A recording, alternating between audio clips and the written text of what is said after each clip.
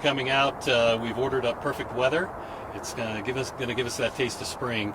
We're going to be hearing from a few folks today, but what we're here to talk about is a joint collaborative event over 2 days next week in our city to really focus on making a large impact on the amounts of trash that we have in particular parts of our city, especially around our trails, our parks, our waterways. So first I'm going to bring up Sergeant Olaf Cheney, and I can get you guys spellings of everybody after the press conference, or after the availability. Come see me. But first we'll hear from Sergeant Cheney, who leads the CSPD HOT team. Then we'll hear from Amanda Smith. She is the Community and Public Health Supervisor with the Colorado Springs Fire Department. She oversees their HOP, or Homeless Outreach Program. Then we'll hear from Corey Farkas. He's the Public Works Division Manager, and he oversees neighborhood services, who works year-round with our HOT team to be on this kind of trash cleanup patrol year-round. We'll then hear from Scott Abbott. He is the Regional Parks Manager, and he oversees some of the trail rangers and stuff that also coordinates with our HOT team throughout the year to try to keep our trails beautiful and usable for our entire community. And then finally we'll hear from Amy Cox. She's the city's Chief Housing and Homeless Officer, and she'll be talking about many of the resources that we'll be, again, reminding people. But I'm going to bring up Sergeant Cheney to kick us off for his team. This effort towards next week's cleanup has already been underway this week, as we've been out talking to folks and giving them the heads up of what we're doing and why we're doing it. And so I'll bring up Sergeant Cheney and we'll go from there. Thank you, sir. Good afternoon. The Homeless Outreach team started early beginning of this week, and even parts of late last week, and checking on our trail system and our parks.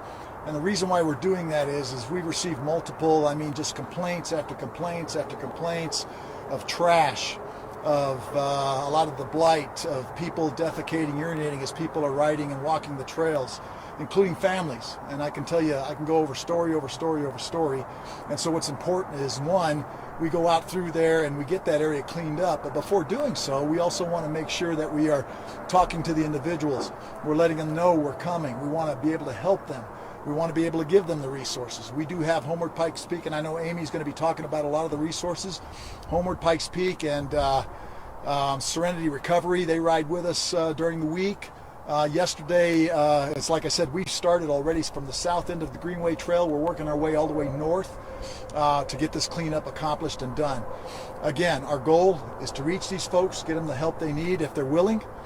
We also, part of our game plan has to be and needs to be enforcement.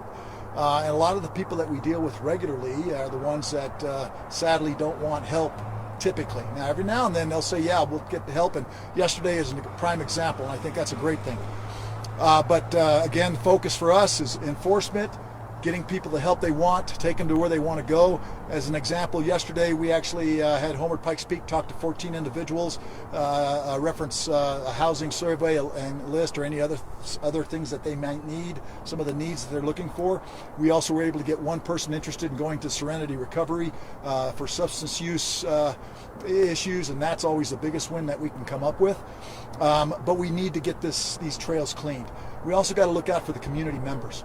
And that's the other thing that sometimes people forget, is that all the calls I get, a lot of the people don't get. And that's from the community that says, yes, I just saw somebody defecate. My kid, I was right down the street here where I'm on the trail, and a parent with her kids walking by, and there's a guy urinating right as they're approaching. Those are the kind of things that we have to try to balance out with the community as well. So not only do we want to get the trash cleaned up, we want to get the people the help that they need, but we also have to do that enforcement piece for the community members that do get things stolen off their porches, that businesses are. Last couple of weeks, I have so many calls. People are talking businesses getting ready to shut down. They're losing rentals because of a lot of the homeless issues within those areas. We have to focus on both. We have to look out for our community members, but we also have to, each time we contact these folks, we always offer the same resource or try to get them to convince them to go in and get the help they need. But by doing our job on the law enforcement side as well, I think is equally important. There's needles all over the place, and again, we have families, we got bicyclists taking the trails, trying to use the trails, sometimes can't get past the trails because of all the bike parts and things like that. So our job, law enforcement, but we want to reach these people. We want to get them the help, and we're being successful in some of that. And we also wanted to give them plenty of time to get their stuff moved out. That's the other piece, right? If we're doing this next week, second and third, then they have more than enough time technically than we have to give them. All we have to give them is 1 hour, because it's a waterway, and that's a 1 hour removal. But they're getting up to a week, in some cases several days on the back end, I suppose.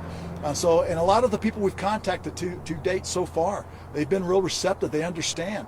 And so they're making their moves, and we're hoping to that'll filter out, and then we'll, as we go through next week, we'll see less and less people out here. They've cleaned up their parts, and then our community partners, city entities, and everybody can start cleaning up all the trash, and so people can actually use the trails for what they're used for, and don't have to worry about needles or people urinating or defecating or things like that. So that's kind of the goal for us, and it was nice to see that we've got partners that are willing to help out, and we have a great relationship for most.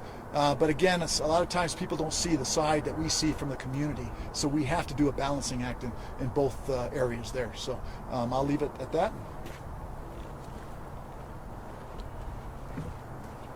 Good afternoon. I'm here to talk about the Colorado Springs Fire Department Homeless Outreach Program and how we are contributing to this coordinated effort.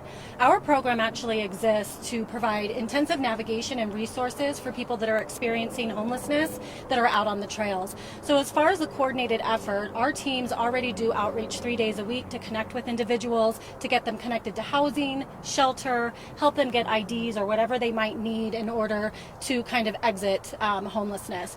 So we are conducting some more targeted efforts to go out to these camps prior to the police entering them, to let them know that the cleanups are happening, so that they're aware that they need to move out of the area in order to avoid any enforcement issues, as well as so we can connect them to the proper resource. So if we can get them connected to shelter, if we can get them connected to a family member that might have them come home, we'll do whatever we can to make sure that they get connected to whatever is the most appropriate resource in our community.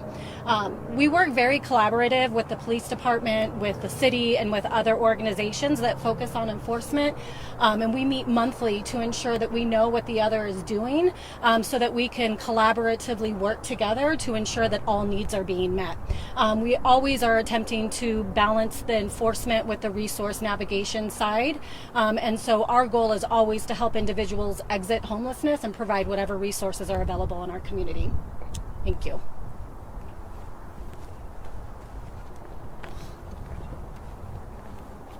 Good afternoon, everybody. Corey Farkas, Colorado Springs Public Works Department.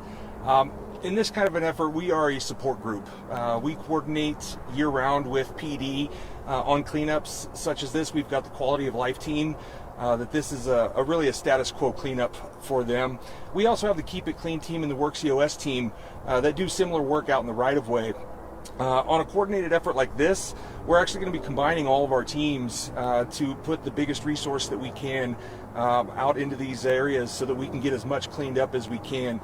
These are teams that clean up a lot of trash and debris throughout the year. In fact, between the Quality of Life, the Keep It Clean, and the Works EOS team, year to date, we've cleaned up over 95,000 33-gallon trash bags full of trash and debris.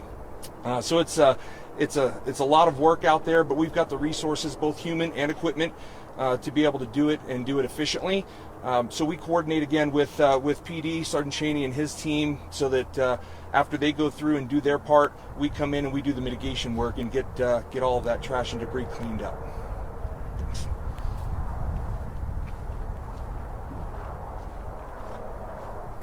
Good afternoon, I'm Scott Abbott, Regional Parks, Trails, and Open Space Manager. And really the word you've heard already today a lot is collaboration. And this is an opportunity for the Parks Department to really show appreciation for all the collaboration throughout the community. And it's really not just the internal city departments. We work with a lot of advocacy groups and nonprofits that really take a lot of time and effort to make sure that our trail systems have a functionality, an accessibility, and a beauty. I mean, we're here in Colorado Springs. our recreational resources are world class, and a lot of times it's very difficult for a parks department to stay on top of all of those tasks that need to happen to keep these places open and beautiful for the recreating public. So from the parks department side of things, we can't be joyed enough with the collaborations and really what it takes to be down through these natural resource areas and to help clean them up, and it creates an inviting environment for people to recreate.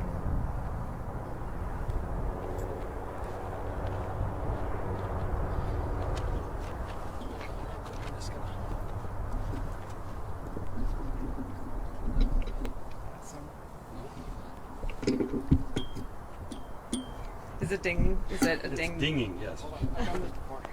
It bothers me all the time. So There we go. Awesome. good for live television. Yeah, good afternoon. Amy Cox. I'm the Chief Housing and Homelessness Officer for the City of Colorado Springs. And as the mayor says in our Homelessness Response Action Plan, the city's approach to homelessness response in Colorado Springs is to balance public safety and compassion. It's important to care for our residents who are experiencing homelessness while continuing to meet the public safety needs of our community. And today, we talked a lot about enforcement and cleanup, but the city has other priorities to support people experiencing homelessness in our community. We have shelter and outreach, and we heard from Amanda Smith about our internal outreach programs. We invest in housing and supportive services through our department. We help people connect to employment and jobs, working with KOAA Farkas's department. We get upstream to prevent homelessness where we can, and invest in those solutions as well, be they legal aid and eviction support. And we collaborate across sectors, and we work to communicate with the community so that you all are familiar with what we're doing. You know what we're doing, and you can have confidence in the work that we're doing. And today we've heard from so many representatives from the departments who are working together on this initiative. The Housing and Homeless Response Department's role has been and will continue to be to support and collaborate with local organizations who are helping people living unsheltered transition out of homelessness. And we must build these bridges together. Our city is blessed to have a strong network of dedicated partners. We work with nonprofit organizations and faith communities and business. We work with local governments. We collaborate internally. And we work together to address homelessness in Colorado Springs. And strengthening these partnerships and investing in our community resources, especially our nonprofit providers, is essential to meeting our shared goals. Pause right there while we... So community partners are working alongside PD to help make the connections, and Sergeant Cheney talked about Serenity Recovery and Homeward Pikes Peak and the Springs Rescue Mission. And these folks are helping people connect to a primary care doctor. They're helping people to get added to housing wait lists. They're helping people find shelter, safe shelter tonight, and someone to connect tomorrow.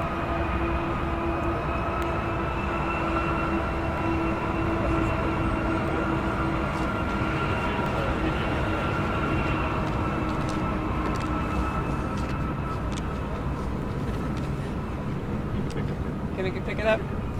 I want to end by saying that on any given day, people experiencing homelessness in Colorado Springs, whether they're sheltered or staying on people's couches, maybe they're living unsheltered, most of the people experiencing homelessness in Colorado Springs are trying to end their homelessness.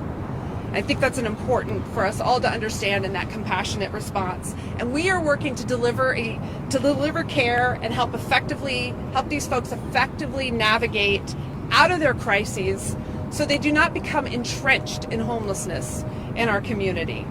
Because everybody here deserves an opportunity to feel safe, to feel supported, and to flourish in Colorado Springs. And so I think the words of my colleagues here today sort of emphasize that. So thank you very much. Okay, what questions do you have for anybody?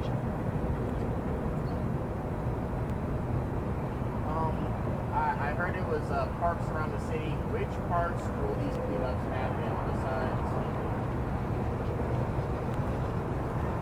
The primary focus is the trail system, but there are some parks associated with a lot of the trail systems as you go north and south. Dorchester Park's going to be one of those. And then mainly it's going to be the trail system. So I don't know at this point if we're going to hit any of the parks. Dorchester seems to be the primary issue with a lot of the problems that we're going to try to address because it's right along that trail system. So at this point in time, we're focused on the trails, a little left and right of the trails, getting into the trees, and then Dorchester Park.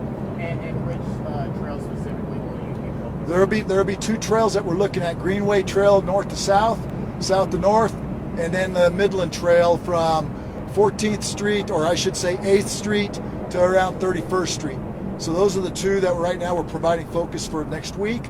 And then we're looking at somewhere down the road, maybe doing some others for some of these other trails that are, we got a lot of trails, beautiful trails in the city, and maybe looking to doing something like this again down the road. And do you have any idea when you'd be planning to do that, and which trails you would prioritize in those next efforts? You mean for the next? For the subsequent. So at this point, we're just focused on the Greenway Midland, and we'll the goal is, and I think I speak with my partners here, is to get it out as soon as we can once we know, because again, we want people to know, one, we want to help, and we'll take you, we'll drive you. We will, not necessarily even our part. We'll take you to this rescue mission, to SRC, wherever you want to go to get you out of here. We're going to give them plenty of notice because we want them to be able to grab what they can, and we'll pick up the trash after the fact. And then, of course, we're going to do enforcement at the same time. A lot of these folks, sadly, we contact on a regular basis, and so we have to, we have to do enforcement at some point. If that makes any sense. Is that okay? And to be clear, the goal is to remove all of the homeless who are living in those areas, correct? We will have to move them along at some point once the cleanup starts. Yes. Okay. But usually, what usually happens from my experience is most of them know it's coming and they've left. So, yeah. Anything? Do you have an idea of how many people or camps you guys are going to interact with over those 2 days? I can tell you we counted from Waste Management, Rocky Top area, all the way to, I think it was just Cimarron actually. There was like 70 camps. And then further north, it's not as bad. But they're spread out, I think we've got pockets of 4, 5, 6 maybe, usually of 2 or 3 in some cases here and there. So I think the worst part of it, if you want the trash and stuff, is from Waste Management up to about Cimarron. And then we've got pockets here and there along the railroad tracks. BNSF Railroad's going to bring a cleanup crew as well. So we're trying to do a lot and get a lot of trash moved. And obviously, there's been a lot of incidents and concerns around Dorchester Park. Yes. Do you think a lot of the, there was a stabbing, a shooting, a couple other incidents, do you think those incidents have largely influenced this effort to kind of clean that area and make it a little bit safer as well? Well, I will say this, we do provide a little extra focus there because of the shootings and the stabbings and the drug activity. We've made multiple dealer arrests in that area over the last couple of years, probably up to about 10 now, maybe 12.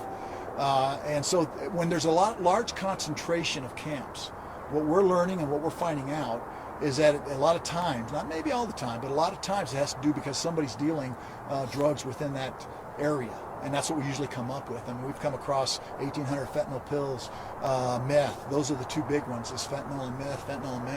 And I mean, we're making drug arrests daily because it's out there. And we're hoping to kind of curb that as well. Yes, so that's, yes, in the answer to your question, we do provide extra focus, but not even here for this deployment. We've provided that focus beforehand just because of those issues. Does that answer your question, sir? Can you just speak to kind of the normal resources that HOT and neighborhood services, brings every day that you guys are out there doing as compared to the number of resources and people we expect to have for these 2 days from multiple? Absolutely. And again, I always tell my guys, don't lose the heart, and like the mayor said, compassion. We always want to keep that when we contact these people because they have been through a lot, right? But we also have to do, again, we're kind of the black sheep of the family. We have to enforce, but we still want to not lose that heart because if they want that help, we're right there for them. So for us, typically we work with Quality of Life, like Corey said. We work with them closely. We'll go to an area. Once I get the complaints, we post those camps. It gets tagged on a app. Quality of Life looks at the app, and they'll go out there and then start, once it's posted for that hour or 24 hours, then they'll go out there and they'll get that cleanup going and get that taken care of. And that'll continue throughout the city as we make those, we get more complaints, we got to go here, we got to go there. They come through. Sometimes we work hand in hand because of, as an example, Dorchester, where there's all the crime and guns that we've come across there as well, and drugs, and we try to stick around as a security for them while they're cleaning up, because there's times when they've actually been menaced by certain individuals because they're just doing their job, trying to get the trash picked up and things like that. So that's how we work together, and they've got teams that can go here and here. We've got teams that can go here and here, and that's daily. So that's not even counting what we're trying to do next week. Next week, we've got BNSF Railroad Police. They're going to be on site for their properties. They're going to bring a cleanup crew for 8 hours. CDOT is a big partner of ours. They've got cleanup crews coming through. They're going to clean up the north side of 24, and our folks are cleaning up the south side of 24, all the way, like I said, from 8th Street to 31st Street, given that area there. We've got Keep Colorado Springs Beautiful. They're going to be doing some cleanups. The Rangers for the Parks and Recs, they're going to be a part of this. They're great with those apps because they're the ones that kind of put that app together, which has been very helpful for all our resources, so we can see what's been cleaned, what hasn't, what we still need to do. We'll be out in force those 2 days too, just to make sure everybody's safe, and if people need to be transported, we're more than happy to do that. Or Homeward Pikes Peak said they'll come out and transport anybody for us, which is great, and I think that's a good thing.